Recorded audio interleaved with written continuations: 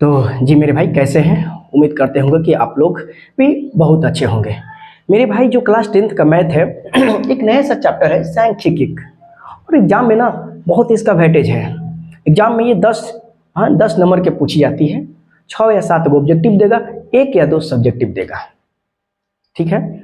और इस चैप्टर का खासियत है ना कि किसी भी चैप्टर से ये रिलेटेड नहीं है। जो बच्चा पहली बार पढ़ रहा है, जो बच्चा कभी मैथ पढ़ा भी नहीं है, वो भी इस चैप्टर को बना लेगा। लेकिन देख भाई, जितना देखने में कठिन है ना, उससे कई गुना ज़्यादा आसान है। आइए हम आप लोग को समझाते हैं और आप लोग समझिएगा। देखिए ये चैप्टर है सांख्यिकी, 14 नंबर चैप्टर है, 10 अंक के पूछी जाती है। ठीक है। और एक और बात है ना कि इसमें पढ़ना क्या क्या है। जैसे पढ़ना है माध्य, फिर 14.1 है। फिर पढ़ना है दूसरा इसमें बहुलक 14.2। फिर तीसरा पढ़ना है माध्यक। क्या पढ़ना है? माध्यक 14.3 को। यही 3 चैप्टर है। इस चैप्टर में सिर्फ एक फार्मूला होगा, इस चैप्टर में फिर एक फार्मूला होगा, और इस चैप्टर में फिर एक फार्मूला होगा। यानी 3 फार्मूला से आपका ये चैप्टर पूरा खत्म हो जाएगा। बहुत आसान भी है। इसको टीचर पढ़ाते हैं, समझाते हैं ना, तो बहुत डिफिकल्ट कर देते हैं। आइए हम लोग पढ़ते हैं। पहले इसका ऑब्जेक्टिव पढ़ेंगे, फिर सब्जेक्टिव बनाएंगे। जैसे हम कहते हैं मेरे भाई कि पहला चैप्टर इसका है माध्य। पहला चैप्टर है माध्य। क्या पढ़ेंगे मेरे भाई? माध्य 14.1।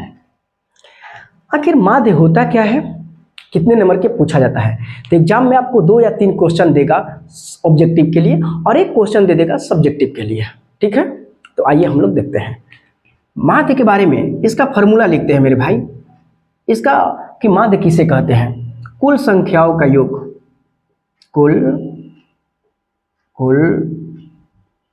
कुल संख्याओं के योग। योग मतलब होता है मेरे भाई जोड़, अब बटा में कुल संख्या। बटा में क्या? कुल संख्या।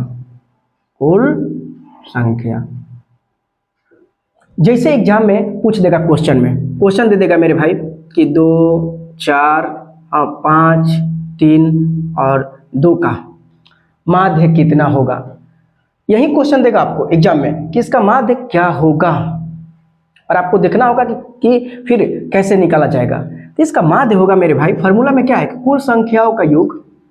कुल संख्या का योग यानी 2 + 4 + 5 + 3 + 2, अब बटा में कुल संख्या।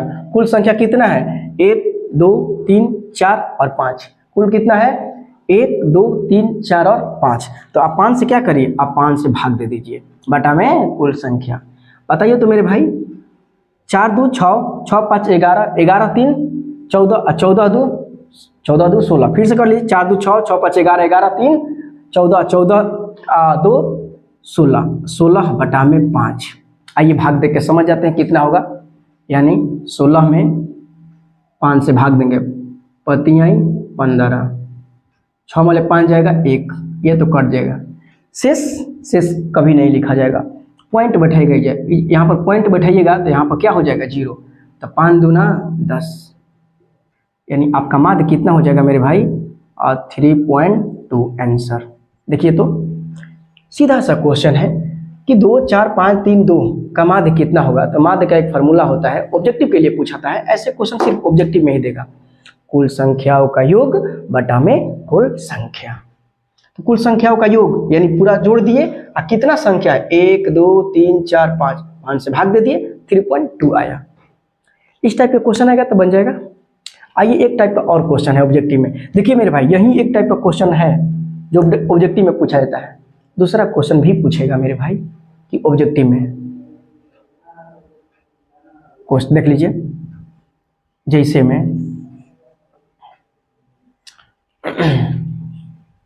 जैसे में क्वेश्चन दे रहा है मेरे भाई, दे देगा ना कि माध्य, दे देगा कि माध्य कितना? माध्य 18 है,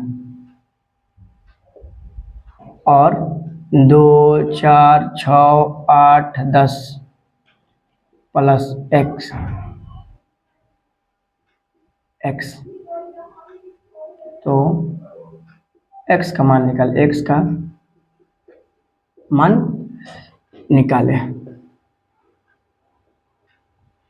यही क्वेश्चन दे देगा। आप क्वेश्चन को देखिए, क्वेश्चन दे देगा मेरे भाई कि माध्य 18 है और 2 4 6 8 10 एक्स, तो एक्स का मान निकाले। आपको एक्स का मान निकालना है, ऐसा क्वेश्चन दे देगा। अब ना मेरे भाई इस समय देने लगा है, ये क्वेश्चन इस समय देने लगा है, पहले नहीं देता था इस टाइप के क्वेश्चन। तो आप क्या करिएगा, हम जानते हैं मेरे भाई कि माध्य बराबर क्या होता है, माध्य बराबर होता है कुल संख्याओं का योग। क्या चीज? कुल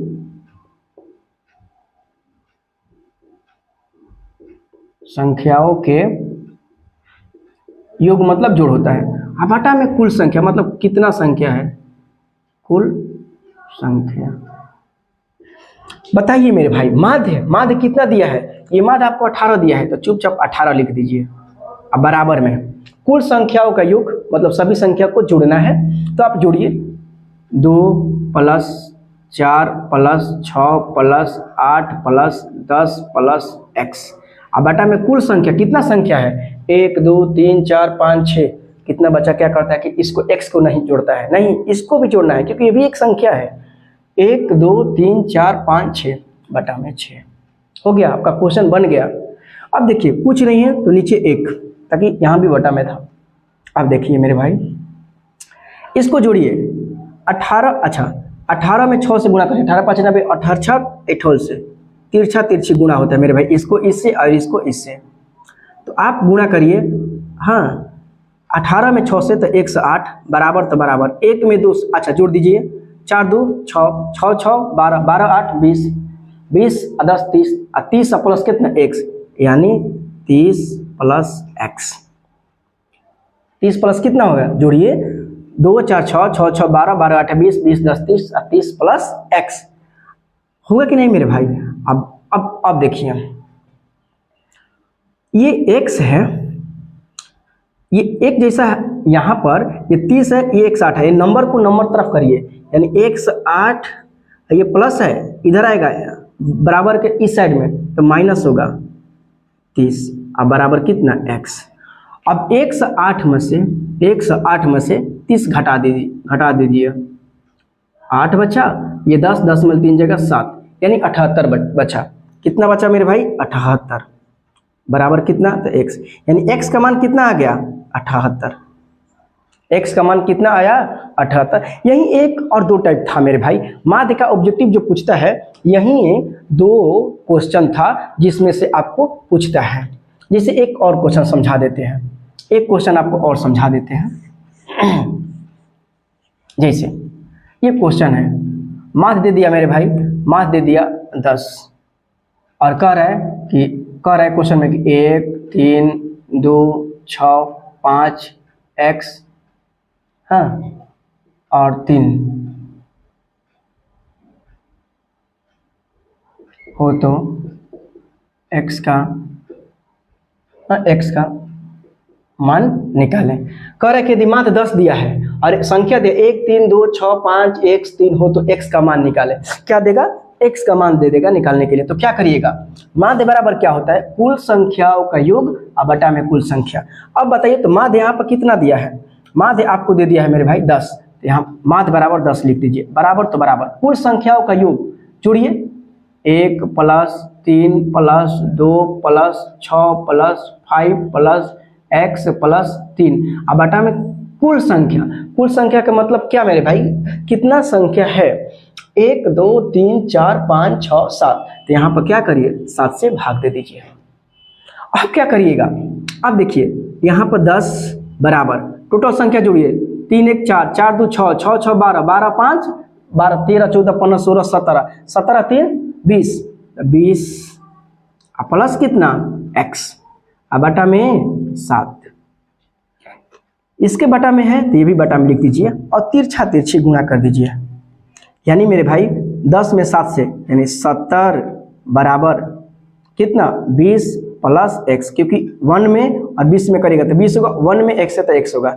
अब इसको भी अब 70 ये इस साइड लाइए ताकि नंबर के संख्या की तरफ लाइए, संख्या की तरफ लाइएगा तो ये 70 है, 70 में से 20 घटाइएगा क्योंकि प्लस में है, आएगा तो बराबर के इस साइड माइनस होगा, बराबर x, यानी 70 में से 20 घटाइएगा मेरे भाई 50 बराबर क्या x, यानी x का मान, यानी x का मान कितना हुआ 20 आ गया, यही आपका आंसर होगा। तो आप ऐसा फॉर्मूला मत बनाने लगिएगा, आप याद रखिए कि माध्य बराबर होता है कुल संख्याओं का योग बटा में कुल संख्या। जितना संख्या दिया होगा उतना संख्या को आप ऐड कर लीजिए और जितना संख्या है उससे भाग दे दीजिए, जितना आएगा वही आपका माध्य कहलाएगा। ठीक है, आप देख लीजिए कितना आसान है। ये दूसरा टाइप है मेरे भाई, टाइप नंबर 2 है। माध्य में 2 ही टाइप पूछता है, एक माध्य पूछेगा और एक x का मान पूछेगा। तो ये x का मान है, और पहला हम बता दिए थे कि माध्य निकालने का फॉर्मूला होता है कुल संख्या का योग बटा में कुल संख्या, इसी फॉर्मूला से दोनों टाइप निकल गया। आइए एक क्वेश्चन बनाते हैं 14.1 का पहला क्वेश्चन। ये आपका एनसीईआरटी बुक है, ये आपका एनसीईआरटी बुक है, और पहला क्वेश्चन बनाते हैं 14.1 का। ये 14.1 है मेरे भाई, और इसका ना हम पहला क्वेश्चन बनाते हैं। क्वेश्चन लिखा है मेरे भाई, ये मिटा देते हैं, आपका ये मिटा देते हैं। खूब आसान है, आप लोग देखिएगा, बहुत बेहतरीन है ये चैप्टर, खूब सुंदर चैप्टर है। हाँ, तो आप लोग इसको देखिएगा। जैसे दे दिया है पौधों की संख्या, क्या दिया है पौधों की संख्या, हम एक बार लिख देते हैं। हाँ, प्रश्नावली, हाँ मेरे भाई ये प्रश्नावली है 14.1, पौधों की संख्या, पौधों की संख्या, घरों की संख्या, यानी घरों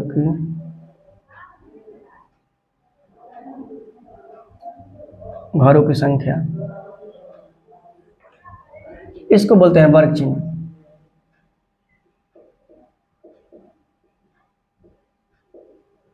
और इसको बोलते हैं गुणा कर देते हैं वर्ग चिन्ह में, और इसको बोलते हैं FI गुणे XI। बस इतना समझ लीजिए। पौधों की संख्या मेरे भाई दिया है आपको 0 से 2, 2 से 4, 4 से 6, 6 से 8, 8 से 10, 10 से 12 और 12 से 14, यही मेरे भाई आपको दिया है। यानी इसमें दिया है 1 2 1 5 6 2 और 3, बस इतना ही बुक धर देते हैं, आपको समझाते हैं। आप याद रखिएगा ना, पौधों की संख्या मतलब ये वर्ग अंतराल है, इसको हम लोग बोलते हैं मेरे भाई, इसको हम लोग क्या बोलते हैं, इसको मिटा देते हैं, इसको बोलते हैं वर्ग अंतराल।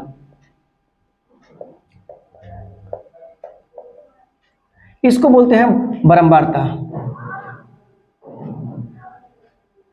बारंबारता को इंग्लिश में FI इसको सूचित करते हैं। वर्ग चिन्ह को हम लोग क्या लिखते हैं मेरे भाई, XI। इतना समझ लीजिए। वर्ग अंतराल है ये, मतलब देखिए 0 से 2, 2 से 4, 4 से 6, 6 से 8, 8 से 10, 10 से 12, 12 से 14, ये इसको हम लोग बोलते हैं वर्ग अंतराल। दूसरा खाना में लिखते हैं बारंबारता। बारंबारता को हम लोग FI से सूचित करते हैं। फिर वर्ग चिन्ह को XI लिखते हैं। हाँ, XI को सूचित करते हैं XI से। वर्ग चिन्ह को किससे सूचित करते हैं, XI से। और फिर बारंबारता यानी FI और XI से गुणा कर देते हैं। समझिएगा मेरे भाई, ये निकालने का तरीका क्या है, वर्ग चिन्ह निकालने का तरीका क्या है। ये वर्ग चिन्ह है जो मेरे भाई आपको कैसे निकलेगा, आप ध्यान दीजिएगा।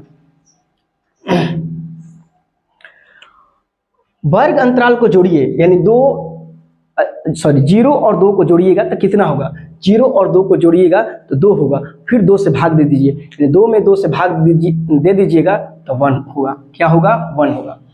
फिर 2 से 4 को जोड़िए, 2 और 4 जोड़िएगा तो 6 होगा, और 6 को मेरे भाई 2 से भाग दे दीजिएगा तो 3 होगा। हमको पता चल गया कि 4 और 6 को जोड़िएगा तो 10 होगा, 10 को 2 से भाग दे दीजिएगा तो 5 होगा। यानी वर्ग चिन्ह निकालने का तरीका क्या है, बारंबारता के अंतराल को जोड़ दीजिए, वर्ग अंतराल को आप क्या करिए, जोड़ दीजिए और बटा में 2 से भाग दे दीजिए। यही आपका ना वर्ग चिन्ह निकालने का तरीका है मेरे भाई। अब क्या किए ना कि देखिए 1 3 5 अंतराल कितना कितना कह रहा है, 2 का, इसमें भी 2 का, तो 5 या 2 7 होगा, 7 2 9 होगा, 9 2 11, 11 2 13 होगा। यही आपका वर्ग चिन्ह होगा। देख लीजिए मेरे भाई, हम लास्ट बार देखते हैं कि 12 14 जोड़ते हैं 26 और 26 के आधा करेंगे 2 से भाग देंगे तो 13 होगा कि नहीं होगा? 13 हो गया। अब क्या करते हैं मेरे भाई कि बारंबारता और वर्ग चिन्ह यानी a5 गुणे xi, देखिए a5 गुणे xi करते हैं, a5 गुणे xi करते हैं। आइए कर देते हैं। a5 यानी 1 में 1 से गुना करिएगा तो कितना होगा? 1 होगा। 3 में 2 से 2 3 आई 6, 5 में 1 से 5, 5 में 7 से 7 बचे 35, 9 छका 54, 11 दूना 22 और 13 तिया 39। बस यही आपका है मेरे भाई, ये आपका बन गया। आप समझिए कि ये आपका बन गया। जैसे में मैंने कहा मेरे भाई कि वर्ग चिन्ह निकालने का तरीका है क्या है कि जो वर्ग अंतराल है वो 0 और 2 को जोड़ दीजिए। जितना अंतराल है जोड़ना है, फिर 2 से भाग देना है, फिर इसको जोड़ना है 2 से भाग देना है, फिर इसको जोड़ना है 2 से भाग देना है, फिर इसको जोड़ना है 2 से भाग देते जाना है, तो आपका वर्ग चिन्ह निकल जाएगा। ये वर्ग अंतराल और बारंबारता हमेशा आपको दिया रहेगा, आपको निकालना रहेगा वर्ग चिन्ह। वर्ग चिन्ह निकालने का तरीका क्या है? वर्ग अंतराल को जोड़िए और 2 से भाग दे दीजिए, समझे? और फिर xi निकालना है, a5 गुणे xi। तो a5 बारंबारता को बोलते हैं, xi वर्ग चिन्ह को बोलते हैं। तो गुणा कर दीजिए, 1 में 1 से गुणा किए 1 हुआ, 2 में 3 से 2 3 6, 5 में 1 से 5, 7 में 5 से 7 5 35। फिर क्या करते हैं इसको मेरे भाई, अब ना इसको बोलते हैं, इसको क्या बोलते हैं? सिग्मा का मतलब जोड़ होता है, सिग्मा fi। सिग्मा का मतलब होता है जोड़, और इसको जोड़ दीजिए, 2 1 3 3 1 4, 4 5 9, 9 6 15, 15 2 17, 17 3 20 होगा। fi के मान कितना होया? 20 हुआ। सिग्मा का मतलब होता है टोटल योग, मतलब जोड़ होता है। और ना यहाँ पर भी मेरे भाई इसको यहाँ पर लिख देते हैं, सिग्मा fi गुणे xi के मान कितना होगा? अब इसको जोड़ते हैं, 9 2 11, 11 4 15, 15 5 20, 20 5 25, 25 5 25 6 कितना 31, 32 के 2 हासिल 3, 3 2 5 5 5 10, 10 3 13 और 13 14 15 16, 162 होगा। इसको भी टोटल हमने क्या किया? जोड़ लिया, सिग्मा a5 गुणे xi कर दिया। लिखेंगे यहाँ लिखेंगे, ऐसे कर देंगे, लिखेंगे अतः यहाँ सिग्मा a5 गुणे xi बराबर क्या? सिग्मा a5 गुणे xi, सिग्मा a5 के मान कितने? यहाँ से शुरू करते हैं। सिग्मा a5 के मान आया है 20, और सिग्मा fi गुणे xi बराबर क्या हुआ? 162। कितना हुआ मेरे भाई? 162 हुआ। माध्य का फॉर्मूला होता है, यहाँ आगे लिखेंगे, ये आगे लिखेंगे मेरे भाई, इसमें नहीं है, ये आगे, कि माध्य बराबर क्या होगा? माध्य बराबर होता है सिग्मा fi गुणे xi बटा में सिग्मा fi। सिग्मा fi गुणे xi के मान कितना है? 162 अब बटा में कितना? सिग्मा fi के मान 20 है, तो 20 अब भाग देते हैं। 162 में 20 ले भाग देंगे। यहाँ देखिए मेरे भाई, भाग 162 में 20 ले, हाँ 20 5 20 छक्का 20 से, और 20 5 20 8 है, हाँ कितना 8 दूना 16, यानी 160। 2 ये कट गया। बाबू देखिए मेरे भाई, ये शेष आया आपको 2, तो शेष नहीं बल्कि पॉइंट यहाँ बैठाएंगे ना तो ये 0 हो जाएगा। 20 से 20 एक बार में कट जाएगा, यानी आपका टोटल माध्य कितना है मेरे भाई? हाँ, माध्य है 8.1। यही आपका आंसर होगा। माध्य निकालने का यही एक तरीका है कि सिग्मा fi गुणे xi होता है, सिग्मा fi गुणे xi होता है बटा में सिग्मा fi।